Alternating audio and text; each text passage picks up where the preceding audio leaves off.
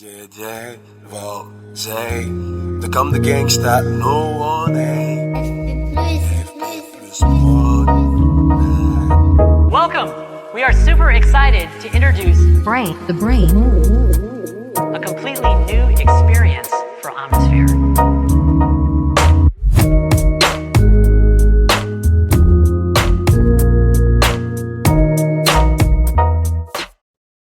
Mes amis, bon retour dans les podcasts de l'antifragilité. C'est Pierre, toujours un plaisir de vous retrouver. Alors promis, je suis sûr qu'un jour il y aura des invités à ce podcast, mais pour vous dire la vérité, là je les enregistre ces premiers épisodes sans l'avoir dit à personne. C'est-à-dire que je n'ai fait aucune communication autour, et bien que au moment où vous l'écouterez vous-même, sans doute la communication aura été faite. En ce moment-là, ce jour même où nous sommes le 12 janvier 2021, un chiffre toujours absolument incroyable. Il y a trop de chiffres, il y a trop de nombres, là j'y arrive plus. Eh bien, à la date du 12 janvier, il y a personne qui est au courant de ces podcasts-là, et donc c'est difficile pour moi de faire venir un invité, évidemment. Donc, aujourd'hui, le titre de l'émission, c'est « Nos émotions sont des sources d'intelligence ». C'est un concept essentiel à comprendre et qui va complètement à l'encontre du monde actuel. Bien que je critique souvent ce monde actuel en disant qu'il est gouverné par les émotions et non par la raison, alors que la raison devrait être première et les émotions secondaires. Les émotions sont incroyablement importantes et, comme je viens de le dire, des sources d'intelligence. Cependant, si elles ne sont pas gouvernées par la raison, nous ne sommes plus ce que nous sommes, c'est-à-dire nous ne sommes plus des êtres humains. L'homme s'est élevé au-dessus des animaux, justement en ayant cette capacité à donner du sens à son environnement et à donner un pourquoi derrière ses actes. Donc c'est une épée à double tranchant, évidemment, ce sens du raisonnement, parce que cette boîte à poux qu'on a entre les deux oreilles, on est très bon pour s'en servir, pour se créer soi-même ses propres problèmes internes, mais ça nous a quand même donné la capacité de philosopher, d'écrire de belles choses, d'inventer de magnifiques aussi technologies et autres avancées. Mais oui, c'est clair que ces émotions sont des sources d'intelligence et notre raison doit les gouverner. Cependant, actuellement, il y a une telle méconnaissance, en tout cas, on nage tellement à contre-courant de l'évolution et de notre nature profonde qu'on éteint vraiment les individus. Pour illustrer ça, il y a vraiment un fait qui s'est passé il y a 2 ans, même bientôt 3 ans, en 2018, quand on a gagné pour la deuxième fois la Coupe du Monde de foot. Et ça m'a vraiment marqué, parce que j'ai connu aussi la première fois où on a gagné en 1998. Pour ceux qui étaient pas encore nés, alors je sais, c'est quand même dingue, il y a peut-être des genoux qui étaient pas nés à ce moment-là ou qui ont aucun souvenir, mais en 1998, quand on a gagné, ça a été une folie furieuse pendant des jours et des jours. Quand les joueurs ont gagné cette Coupe du Monde, toute la France a fait la fête, et on sentait vraiment que c'était quelque chose d'exceptionnel, quelque chose de, oui, extraordinaire. Quand ils sont allés sur les Champs-Élysées, c'était une sorte d'euphorie, de transe. Et là, j'ai comparé ça avec 2018. Alors certes, il y avait des klaxons dans la rue, il y avait une certaine forme d'allégresse. Vraiment, tout le monde était, voilà, les fans de foot, mais c'était pas la même chose. C'était insipide. Tout le monde, on est vraiment, je pense que le monde du selfie, d'Instagram, de Facebook a rendu le côté extraordinaire de ce que peut accomplir le corps et l'esprit humain banal.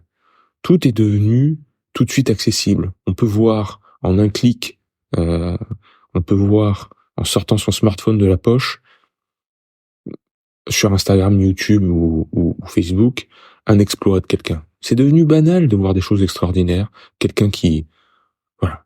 Moi, j'adore l'haltérophilie, j'adore le powerlifting. Quelqu'un qui fait un soulevé de terre ou un squat à plus de 200 kilos, 250 kilos, 300 kilos, voire les records de deadlift à 500 kilos, c'est devenu monnaie courante. Et on ne se rend plus compte à quel point ces gens-là sont dans une extrême dans vraiment un extrême, très loin de la normalité. On ne se rend plus compte à quel point c'est extraordinaire ce qu'ils font. On a vraiment aplani, passé à l'éther ces émotions-là, et ce qui fait que, en 2018, la joie a duré quelque temps, mais je voyais tout le monde dans les bars, etc., tweeter, faire des vidéos, faire des lives, etc. Je voyais dans les reportages vidéo, dans la rue, des gens, voilà, qui prenaient en photo les joueurs de foot pour garder une trace, pour mettre dans une story Instagram. Et puis après, il y avait plus rien. Après, c'était vide. Donc, il y a le paraître et il y a le ressentir. Et force est de constater que on est énormément dans une société de la diversion. C'est-à-dire que toutes les actions et les pensées sont tournées vers l'extérieur et certainement pas vers l'intérieur, son propre ressenti. Et encore moins vers l'analyse de ce propre ressenti. Donc les émotions sont des sources d'intelligence et derrière les émotions, Nassim Nicolas Taleb le traite dans son livre Antifragile, encore une fois. Compare ça, il appelle ça la touristification. C'est-à-dire que nos organismes ont soif de hasard. Ils se nourrissent de la volatilité, ils se nourrissent des événements hasardeux de la vie. Et la touristification qui consiste à prendre un touriste et à le guider depuis l'aéroport avec un guide, en passant par un chauffeur, en passant par un interprète, pour aplanir, encore une fois, dans une recherche de linéarité où il n'y aura pas un seul accroc, où il n'y aura pas un seul imprévu, tout ça tue les individus, ça tue leur créativité. Par exemple, pour l'apprentissage des langues étrangères. Comment on apprend une langue étrangère? En se plaçant dans une situation difficile. Certainement pas le cul vissé sur une chaise avec un livre. Jamais de la vie. Si vous voulez apprendre une langue étrangère, allez faire un séjour dans une prison russe, comme le dit Taleb. C'est-à-dire qu'il a un ami qui a été emprisonné en Russie ou forcé, je sais plus, à aller dans un hôpital pour faire des faux tests. C'est-à-dire que à une certaine période, ils obligeaient les touristes américains à aller dans les hôpitaux russes et ils les faisaient plus sortir jusqu'à ce qu'ils payent une certaine somme. C'était une forme de kidnapping, hein. Bref, dans une forme d'impasse et de contrainte, et c'est vraiment le mot qu'il faut retenir, c'est la contrainte, votre système va inventer des méthodes d'apprentissage. Il va être forcé d'apprendre. Et vous comprenez bien que si votre vie est en jeu, ce qui est le paroxysme vraiment de la contrainte, vous allez tout mettre en branle pour apprendre une langue, pour vous sortir de là, sortir du problème. Donc oui, c'est clair que si je suis emprisonné ou retenu de force et que mon seul moyen de m'échapper, c'est peut-être de faire copain-copain avec mon gardien, eh ben je vais essayer de retenir 2-3 mots de sa langue maternelle. Je vais, au fil du temps, au fil des semaines, essayer de formuler une phrase du genre « si tu me libères, je te file du fric ». Je vais, par tous les moyens, faire ça. Mais si je suis pas contraint, si je suis bien dans mon canapé, dites-moi à quel moment je vais me forcer moi-même à apprendre le russe. Et vous voyez où je veux en venir. La touristification, ça fait que on ne va plus dans les pays en faisant soi-même ses propres recherches, en se documentant, en prenant un plan pour se repérer dans la ville, en faisant travailler son sens de l'orientation, en apprenant 2-3 mots pour s'intégrer et pouvoir discuter, ou au moins pouvoir demander où sont les toilettes en cas de pépin, en cas de tourista justement. On fait plus ces démarches-là. Maintenant, il y a Google et on a un GPS à portée de main à chaque instant. Donc, les temps faciles créent des gens fragiles, les temps difficiles créent des gens forts. Il faut vraiment savoir que les temps difficiles, c'est pas la peine de vouloir créer une guerre dans le pays, une guerre civile, hein. C'est pas ça, c'est simplement s'exposer à la volatilité normale de notre environnement naturel. Uniquement ça. Hein, les choses imprévues de la vie, et c'est beau, c'est bien, ça nous renforce. Notre physiologie, elle est bâtie sur ça, elle est bâtie sur ces aléas et cette fluctuation constante. Et c'est pour ça que je vous parle d'hormèse, c'est pour ça que je vous parle de l'exposition au froid, au chaud, à la variabilité de la température, mais aussi la variabilité de l'alimentation. Le jeûne intermittent en étant une nouvelle mode, une expression qui passait à la mode, mais c'est vraiment ça le principe. Alors certes, ce sont des stratégies qu'on met en place de manière moderne, et il y a plein de travers à tout ça, hein, parce que évidemment, comme ça passe par le crible des médias et de la communication et de l'effet de mode, les gens rentrent dedans comme dans un dogme et ne s'écoutent plus. Alors que justement, au début, c'est parce que je m'écoute que je sais quand est-ce qu'il faut jeûner, que je sais quand est-ce qu'il faut manger. Donc il y a autant de pièges que de bénéfices, mais force est de constater que nos corps, nos esprits, notre physiologie a soif de hasard. Si le Prozac avait été inventé au siècle dernier, on n'aurait pas eu le spleen de Baudelaire. On n'aurait pas eu de magnifiques écrits sur la mélancolie, sur la tristesse. Ça n'aurait pas poussé, alors toutes ces émotions qui sont catégorisées comme négatives n'auraient pas permis à certains auteurs d'écrire dessus, de simplement l'exprimer, de faire de magnifiques pièces de théâtre sur leur détresse intime. Je repense à certains clowns tristes qui étaient Robin Williams, qui a fait Jumanji, Madame Doubtfire, qui était Peter Pan aussi, Captain Hook, j'adorais cet humoriste, cet acteur américain humoriste, qui devant la caméra était un clown, vraiment, à faire plier de rire tous les enfants et même les adultes, et qui était en fait en dépression et qui a fini par se suicider il y a quelques années. Sans doute que sa vie personnelle et émotionnelle le poussait dans ses retranchements, et il avait une forme d'exutoire dans son rôle d'acteur. Tout ça pour vous dire que ces émotions-là, elles sont là pour une raison. Ce sont des signaux de notre corps pour passer à l'acte, pour changer quelque chose. Parce que s'il y a douleur, c'est qu'il y a erreur.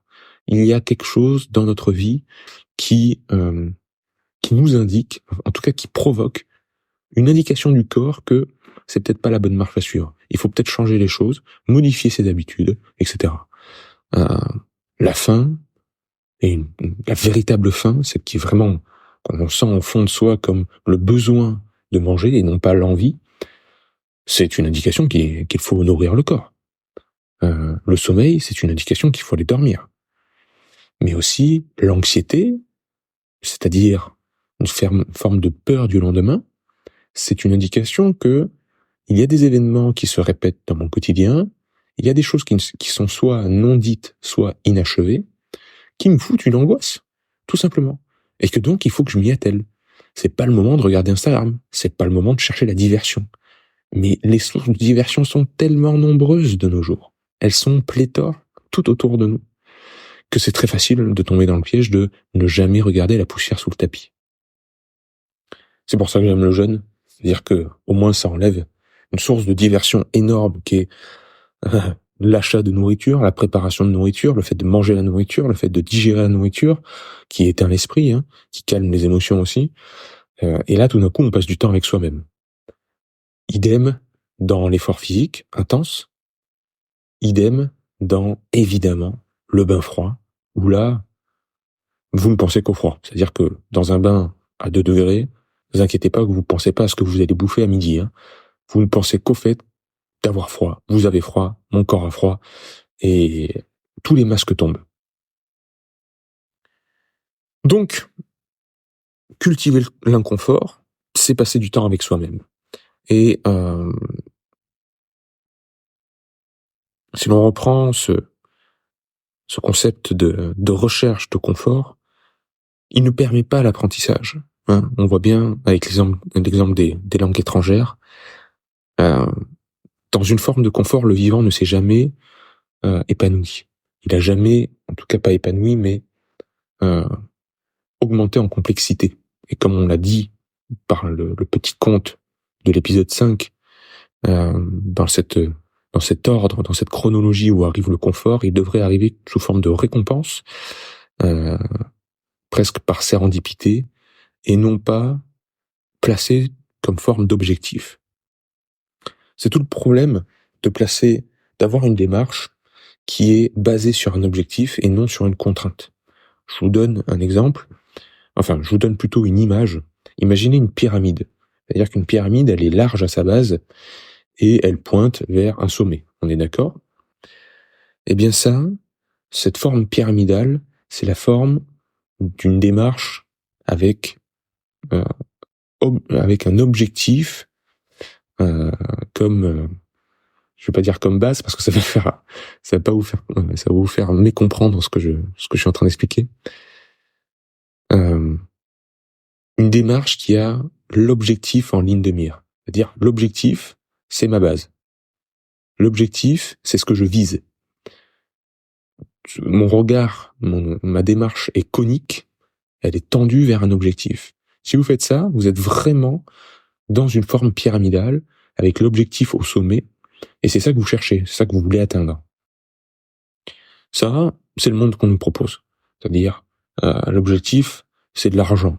L'objectif, c'est d'avoir une maison, c'est d'être heureux, c'est d'avoir une famille avec tant d'enfants, etc., etc. L'objectif, c'est de perdre du poids. L'objectif, c'est de prendre du muscle. Peu importe. Ou de réussir ses études, son baccalauréat, peu importe. Ce qui fait que le champ des possibles à la base de la pyramide est extrêmement large. On a toutes les possibilités là, à l'instant présent, etc. Mais que tout converge et tout se réduit à ce sommet, ce point tout en haut, infiniment petit, qui est l'atteinte de l'objectif. Comme si au moment où on va arriver au sommet, on sera heureux, on connaîtra la plénitude. Faudrait vraiment retenir les leçons de l'humanité que tous les milliardaires nous disent. Franchement, alors soit ils ont de la sagesse, ils nous disent c'est pas le bon chemin à suivre, accumuler les biens, trouver la plénitude dans l'extériorité de la consommation, d'avoir un bien, d'avoir un gros compte bancaire ou une voiture, etc. C'est caduque, c'est une démarche caduque. Je suis malheureux et soit ils manquent de sagesse et ils n'arrivent pas à le reconnaître et ils courent toute leur vie après de nouvelles choses. C'est-à-dire la dernière voiture ne leur suffit plus, dès qu'ils l'ont, ils veulent la prochaine et on accumule et c'est une course infinie, une chute en avant infinie, comme le dentifrice qui sort du tube, ça ne peut que sortir de plus en plus. Pour citer encore une fois Matrix et l'oracle, ce que veulent les hommes de pouvoir, plus de pouvoir. Donc, avec cette forme pyramidale pour guider sa vie, on est vraiment dans la religion de la balance. J'appelle ça la religion de la balance parce que étant thérapeute et coach, on vient souvent me voir pour la perte de poids. Je veux perdre du poids, etc., etc. Ce qui est tout à fait entendable. Pas de problème à vouloir perdre du poids. Je l'ai déjà fait, je l'ai déjà voulu. Mais la démarche est vraiment à analyser. Parce que si vous avez une démarche objective avec vraiment cet objectif en ligne de mire, eh bien, par exemple, vous faites 80 kilos et vous voulez passer à 70. Donc, l'objectif, cette forme pyramidale, tout en haut de la pyramide, il y a 70 kilos. Tous les matins où vous allez vous peser, où vous ferez pas 70 kilos, ce sera une défaite. C'est-à-dire que tous les matins, vous allez monter sur votre balance, vous allez voir, non pas 70, mais 79, 78, 77, re-78, parce que vous avez fait un écart. À chaque fois qu'il n'y aura pas écrit 70, ce sera un échec. Et l'objet, la forme, la divinité, j'ai envie de dire, qui dictera si aujourd'hui vous serez heureux ou fier de vous, ce sera votre balance. Ça va impacter votre morale, mais d'une façon colossale. C'est une façon terrible de commencer la journée. Alors que la mesure, la métrique peut trouver sa place. Je dis pas que toutes les mesures sont mauvaises, mais elles doivent rester à leur place. C'est la loi de Goodhart. Une mesure est une bonne mesure tant qu'elle ne devient pas un objectif. C'est-à-dire à partir du moment où ça devient un objectif, elle cesse d'être une bonne mesure. Il faut vraiment qu'elle garde sa place. C'est pour ça que j'aime tant tenir un journal de bord, écrire pour se décharger justement de l'impact émotionnel. Et voilà, si vous vous rendez compte que vous pesez ou file une angoisse et que vous n'êtes pas content ou contente de vous aujourd'hui, écrivez-le. Ça va vous aider à vous décharger. Et bon, je suis bête, je fais quand même des progrès, je fais quand même des efforts, et c'est sur ça qu'il faut que je me repose. Je suis fier de moi parce que je fais des efforts tous les jours. C'est pas un chiffre qui va dicter ma journée. Écrivez tout ça, posez, extériorisez, pour pas que ça reste en vous, parce que les émotions ne sont pas biodégradables. Il faut les exprimer. Donc, inversons la pyramide. C'est ça que je vous propose aujourd'hui. Inversez la pyramide. Si vous inversez la pyramide, c'est-à-dire que vous vous trouvez en bas, maintenant, là, et au-dessus de vous, il y a un cône. Puisqu'une pyramide inversée, ça donne une forme de cône, on est d'accord? Donc il y a un point précis qui était avant le sommet de la pyramide, ça a été inversé, et maintenant ce point précis, c'est vous. Et en fait, ça, c'est pas vous, c'est la contrainte que vous vous mettez maintenant. Et à partir de cette contrainte-là, parce qu'il y a contrainte, il va y avoir innovation, il va y avoir inventivité, il va y avoir complexité. À partir de cette contrainte-là, le cône s'ouvre, et là, c'est l'ouverture vers la complexité. C'est l'ouverture vers le champ des possibles infini. Prenons l'exemple vraiment moderne, récent et incroyablement puissant, les 2 confinements. Surtout le premier confinement qu'on a connu en 2020, où la contrainte était terrible, même j'aurais du mal, qui aurait pu prévoir une telle contrainte de devoir rester chez soi pendant 2 mois? Et prenez le temps d'observer la créativité qui est née de tout ça. Le nombre de personnes qui se sont mis à faire de l'art, à inventer des systèmes pour s'entraîner chez eux à la maison parce que ils aiment courir. Il y en a un qui a fait un marathon sur son balcon. Le bricolage, l'entraide, tous ceux qui ont créé des systèmes d'entraide et qu'on a mis en lumière dans le Tour Super France avec Idrissa Berkane et Gunther Pauli, tout ce qui est né vraiment de cette contrainte-là n'aurait pas pu l'être, n'aurait pas vu le jour sans confinement. Et il faut le reconnaître. Est-ce que le confinement était une bonne ou une mauvaise chose? Je vous laisse maître de ce jugement-là, mais force est de constater que ça a créé une inventivité incroyable et ça a ouvert le champ des possibles par la contrainte. Et c'est la même chose quand un écrivain se pose devant une feuille blanche. Moi, j'aime dessiner quand j'ai plusieurs contraintes, ou une contrainte, qui est de dessiner au pastel. Je vais, tout d'un coup, le champ des possibles m'est ouvert. Si par contre, vous me dites, tu peux utiliser tous les outils, tu as le choix de tout faire, tu as tous les supports possibles, tout est disponible maintenant pour toi. Mais je vais être perdu, je sais pas par quoi je vais commencer, je vais douter, etc. Avoir une contrainte, c'est en fait être libre. La contrainte, c'est la liberté d'être créatif. Et nous avons des systèmes qui sont purement créatifs, qui ont été designés en fait pour la survie. Ben oui. Tu peux pas tester l'évolution. Tu peux pas tester des millions d'années d'adaptation. Tu peux pas tester la nature. C'est le master. C'est le boss de dernier niveau. C'est le boss final. Votre physiologie, c'est le boss final. Ok? Il y a personne qui arrive à son niveau. Laissez-le s'exprimer. On est des génies. On est des génies en nous. Il y a des génies en nous qui permettent d'être aussi créatifs et si inventifs parce qu'on est la résultante de millions d'années d'adaptation face à un environnement constamment changeant et dangereux pour nous. C'est adapté aux variations climatiques, aux animaux sauvages, à la survie. Donc, ça repose la question de l'interventionnisme, du niveau d'interventionnisme de l'esprit humain actuel. À quel point vous voulez que la modernité qui nage à contre-courant de cette évolution, qui est le master ultime, mette ses pieds, mette son doigt dans vos propres rouages. Attention à tout ça. Attention à l'interventionnisme de ce petit esprit humain qui n'a pas bénéficié de l'effet Lindy. L'effet Lindy, c'est encore une fois un concept promu par Taleb et inventé par Taleb, c'est le passage du temps. C'est l'épreuve ultime, le passage du temps. C'est-à-dire que ce qui a survécu au passage du temps, au hasard, voilà, à l'adaptation. Si c'est toujours là, c'est que c'est pertinent. Si c'est toujours là, c'est que c'est ultra résilient, voire antifragile. Donc, les conseils de grand-mère, tout ce que les cultures ancestrales nous transmettent à travers la médecine traditionnelle chinoise, l'Ayurveda, la médecine hippocratique dont je me revendique, toutes les anciennes cultures, les bons conseils de grand-mère, tout simplement. Alors que, encore une fois, le monde de l'instantanéité qu'on nous propose fait la part belle aux innovations et à tout ce qui est nouveau. Alors c'est nouveau, donc c'est mieux. Attention à ça. N'oubliez pas l'effet Lindy, n'oubliez pas que si vous voulez écrire un livre qui sera lu dans 100 ans, inspirez-vous d'un livre qui a été écrit il y a 100 ans.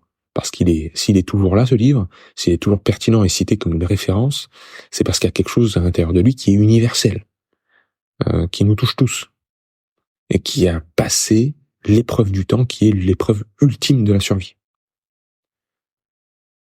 Donc voilà, chers amis, pour l'effet Lindy et cette recherche vraiment d'inconfort et de contrainte. Il faut vraiment inverser cette pyramide objectif versus contrainte.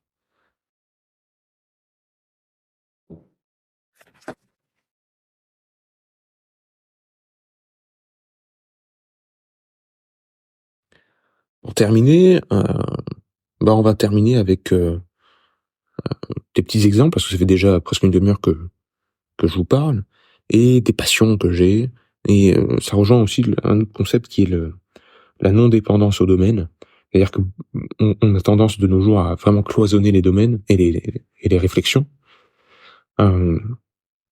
alors que une fois qu'on a fait cette ouverture d'esprit et ce qu'on appelle communément de nos jours, j'aime pas trop le terme, mais de développement personnel, une fois qu'on a fait en tout cas une sorte de cheminement personnel et qu'on a trouvé la paix intérieure, qu'on sait sur quel pied danser et qu'on a confiance en soi, on peut analyser les faits qui sembleraient anodins et des choses pas frivoles, mais sans importance, en tout cas qui relèveraient de la pop culture ou du loisir, etc. On peut y trouver une forme de philosophie partout, en fait. On peut trouver des images et des sources d'inspiration partout. Et moi, je trouve que la pop culture est très inspirante pour ça. C'est pour ça que j'aime les histoires de super-héros. C'est pour ça que j'aime les jeux vidéo. C'est pour ça que j'aime les séries télé et les mangas et les bandes dessinées. Et c'est pour ça que j'aime aussi les grands classiques. C'est ce grand écart qui est faisable entre les œuvres de fiction extrêmement bien faites et les grands livres de référence de philosophie et les grands écrits sur l'humanité. Parce que dans les deux, on peut trouver des sources d'inspiration par rapport à son propre chemin de vie. Là où, ce qui est entre les deux, le mou, les magazines People, les billets écrits par des journalistes véreux à la solde de grands groupes industriels qui font qu'un travail de perroquet en émettant des avis qui sont complètement biaisés, ça, par contre, il faut le fuir. Bref. Observons, justement, cette soif de hasard à travers deux entreprises que j'aime beaucoup, en tout cas qui m'inspirent énormément. La première, c'est Nintendo. Donc, petite entreprise de Kyoto au Japon. Vous savez à quel point j'aime le Japon. Pour y avoir vécu 6 ans et avoir un master en japonais et en commerce international, c'est mon petit jardin, vraiment. Le Japon, je l'aime vraiment, ce pays, et il me tarde d'y retourner. Le Japon, donc, et Nintendo. Nintendo, c'est une firme traditionnelle, familiale, petite, comparée aux mastodontes que sont ses concurrents Sony, Microsoft, etc. Et pourtant, ils dominent depuis toujours le marché en gardant leur identité. Ils nous vendent du rêve, Nintendo. Prenez Miyamoto, Shigeru Miyamoto, qui est, il n'est pas CEO, il n'est pas PDG de l'entreprise, il est directeur créatif, c'est lui qui est vraiment à la base des grandes licences que sont Mario, Zelda et d'autres avec Gunpei Yokoi et d'autres grands noms de Nintendo. Bref, Zelda, un très grand jeu qui suscite un mouvement de foule à chaque fois qu'un nouvel épisode sort. À l'E3, alors je ne saurais plus vous donner la date, mais ça devait être l'E3 2002 ou 3, enfin dans les années 2000. Shigeru Miyamoto, donc une figure emblématique de la série, débarque sur la scène de l'E3, qui est le salon à Los Angeles des jeux vidéo, débarque sur la scène devant tous les journalistes et le monde entier, déguisé en Link, donc le héros de Zelda, avec un bouclier et une épée, dans un nuage de fumée. Et là, il a cassé Internet. C'est-à-dire que le monde s'est arrêté, le ciel s'est ouvert en deux, c'était magique. Il a créé un moment unique dans l'histoire du jeu vidéo, et nous avons soif de ces moments imprévus, hasardeux. Nous avons soif des retournements de situation dans un match de tennis. Nous avons soif de voir comment un match de boxe va tourner, et ça c'est une petite dédicace à mon ami Idriss qui est fan de boxe. Nous avons soif de ça, de ces imprévus, et si vous suivez une compétition sportive, on est souvent pour l'équipe qui est en train de perdre. Sauf si c'est l'équipe de France qui joue, mais on va plutôt soutenir et on va plutôt vouloir voir un retournement de situation, soutenir David contre Goliath, parce qu'on veut voir des choses extraordinaires. On a soif de hasard, on a soif d'imprévu. On veut être déçu. Et ça me fait penser à Hideo Kojima. On veut être déçu, c'est pas... Comprenez ce que je veux dire. Hideo Kojima, il a déclaré Hideo Kojima, c'est un producteur de jeux vidéo, un réalisateur qui a notamment le père des Metal Gear Solid. Metal Gear Solid, qui est une franchise de jeux vidéo, d'espionnage très bien ficelé au niveau scénario, c'est vraiment palpitant et très intéressant. Mais il prend toujours à revers les attentes des joueurs. C'est-à-dire qu'il a constitué une fanbase.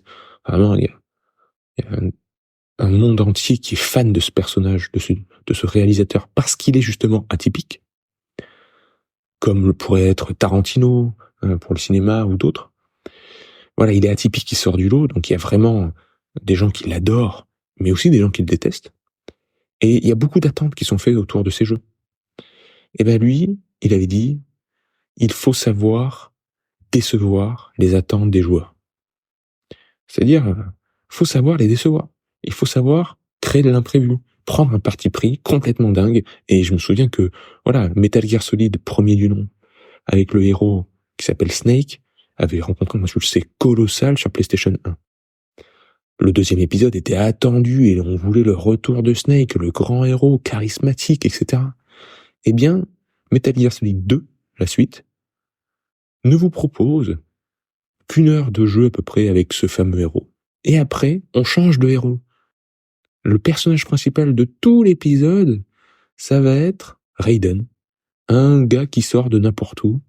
Et pourtant, intéressant. Et pourtant, il y a plein de choses, il y a plein de bonnes leçons à tirer de son aventure. Hein. C'est très, encore une fois, au niveau du scénario, c'est incroyable, les Metal Gear Solid. Ça dépasse les créations cinématographiques, hein, pour moi. Mais là, il a trahi l'attente de millions de joueurs. C'est un parti pris. C'est du hasard. C'est de l'imprévu. Mais c'est ça qui est fort. C'est ça qui est beau. C'est ça qui crée des émotions. Qui fait ça de nos jours? Qui trahit les attentes? Il y a eu Steve Jobs, qui nous a sorti un iPhone comme ça, hein, alors que toute la course à la téléphonie mobile, c'était de plus en plus faisons des téléphones petits, qui tiennent dans la main, qu'on sent même pas dans la poche. Lui, il arrive, non, écran géant. Et je vais continuer comme ça. Je vais tenir ma ligne alors que tout le monde devait lui dire mais c'est n'importe quoi ton truc. Voilà, ces grands monsieur qui nagent à contre-courant, qui proposent des choses imprévues, qui sortent de la norme. Et comme le disait un proverbe chinois, il y a que les poissons morts qui avancent dans le sens du courant. Donc voilà, ils ont placé des contraintes à la base de leur démarche et non des objectifs en ligne de mire. Il faut sentir le souffle de l'aventure en soi, tout simplement. Il faut que écrire, dessiner, entreprendre, faire du sport, faire du jeûne, faire de l'hormèse, faire du froid, faire du mer froid. Si vous ne sentez pas l'esprit d'aventure, le souffle de l'aventure, la palpitation, le bon stress, le même que quand on je sais pas moi, on rencontre on fait un premier rendez-vous galant, on rencontre on va faire un match important dans son sport préféré. On se lance dans une chose nouvelle. On part à l'aventure dans un pays inconnu. Si vous ne sortez pas ce souffle de l'aventure en vous, dans vos démarches, remettez en cause votre démarche. Revoyez votre copie. Parce que vous avez soif de hasard. Votre physiologie, c'est même pas moi qui le dis, c'est même pas une analyse émotionnelle. C'est votre physiologie qui est basée sur ça, qui a évolué par rapport à ça. Bon, je vais pas plus vous tenir. 35 minutes, les amis, sur tout ça. Sur le hasard, on va y revenir de toute façon, mais de toute façon, vous savez, là, il est 7h pile. Je gratte du papier à 5h du mat. À 6h, ça me donne envie de faire un podcast. Et après, j'enregistre un peu comme ça sur le vif du sujet. Donc, ça part toujours un peu dans toutes les directions. Mais j'espère que ce que j'essaie de transmettre, de ce que je comprends de la nature et de la physiologie, vous aide d'une manière ou d'une autre.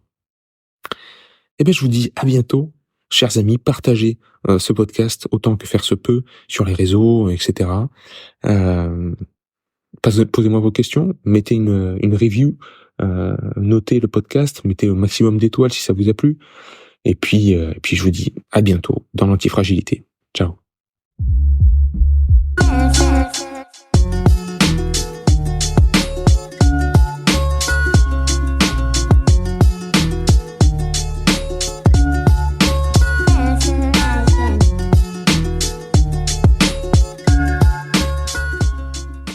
Merci pour votre écoute, les antifragiles. Si vous voulez plus de conseils, de réflexions, de retours d'expérience et développer une autonomie de la pensée et apprendre les techniques de renforcement naturel, tout ce qui touche à l'hormèse et à l'antifragilité, rendez-vous sur www.hormèse.com et inscrivez-vous à ma newsletter. Elle est gratuite.